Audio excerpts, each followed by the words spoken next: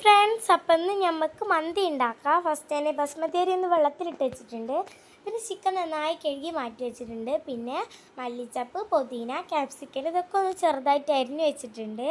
പിന്നെ നമ്മൾ നേരത്തെ മാറ്റി വെച്ച ചിക്കനെ ഒരു ഫോർക്ക് യൂസ് ചെയ്തിട്ട് കുറേ കുത്താൽ ഇട്ട് കൊടുത്തിട്ടുണ്ട്. അതിനുള്ളിൽ മസാലയൊക്കെ നല്ലോണം ഒന്ന് പിടിക്കാൻ കേട്ടോ.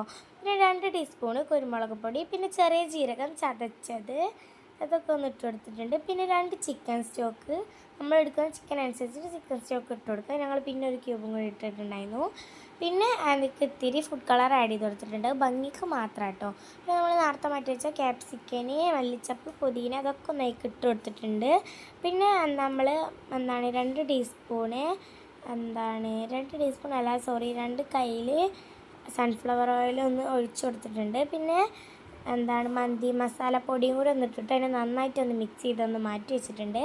പിന്നെ നമ്മൾ ഒരു പാത്രം എടുത്തിട്ട് അതിലേക്ക് ആവശ്യത്തിന് വെള്ളവും, പിന്നെ ഏലക്കായ്, കറാമ്പൂ, പട്ട, കുരുമുളക് പൊടി ഇതൊക്കെ ഒന്ന് ഇട്ട് കൊടുത്തിട്ടുണ്ട്. പിന്നെ അതിലേക്ക് ആവശ്യത്തിന് ഉപ്പ് ഇട്ട് കൊടുത്തിട്ടുണ്ട്. അപ്പോഴത്തേക്ക് നമ്മൾ ചിക്കൻ വേഗം വെച്ചിട്ടുണ്ടായിരുന്നു, അതൊന്ന് വെന്ത് വന്നിട്ടുണ്ട്.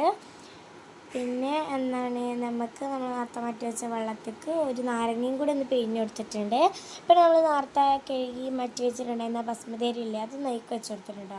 അപ്പോഴത്തേക്ക് നമ്മൾ റൈസ് വെന്തു. പിന്നെ നമ്മളെ ചിക്കൻ അതിൻ്റെ അടിക്ക് ഇട്ട് കൊടുത്തിട്ടുണ്ട്. പിന്നെ ചോറ് ഇട്ട് കൊടുത്തു. പിന്നെ അതിൻ്റെ മുകളിൽ നമ്മളെ ചിക്കൻ്റെ ആ എണ്ണയും മസാലയൊക്കെ ചേർത്തതൊന്ന് ഒഴിച്ച് കൊടുത്തിട്ടുണ്ട്. പിന്നെ മഞ്ഞൾ കലക്കിയ വെള്ളം കൂടി ഒന്ന് ഒഴിച്ച് കൊടുത്തിട്ടുണ്ട്. എന്നിട്ട് പിന്നെ അതിനൊന്ന് ദമ്മിട്ട് മാറ്റി വെച്ചു. പിന്നെ അതിൻ്റെ അമ്മമ്മേൻ്റെ മന്തി റെസിപ്പി ആട്ടോ. അപ്പം ഇനി നമുക്ക് മയോണൈസ് ഉണ്ടാക്കാം. ഫസ്റ്റ് തന്നെ വെളുത്തുള്ളി തൊലിച്ച് വെച്ചിട്ടുണ്ട്. എന്നിട്ട് അത് മിക്സി ജാറിൽ ഇട്ടിട്ട് അതിലേക്ക് 3 മുട്ട പൊട്ടിച്ചൊഴിച്ചിട്ടുണ്ട്. അപ്പോൾ ഇതാളുടെ എണ്ണത്തിനാട്ടോ മുട്ട എടുക്കേണ്ടത്. മുട്ട എടുക്കുന്നതിനനുസരിച്ചിട്ട് തന്നെ വിനാഗിരിയും കൂടെ ഒന്ന് എടുക്കണേ. പിന്നെ അതിലേക്ക് കുറച്ച് ഉപ്പിട്ട് കൊടുക്കണം.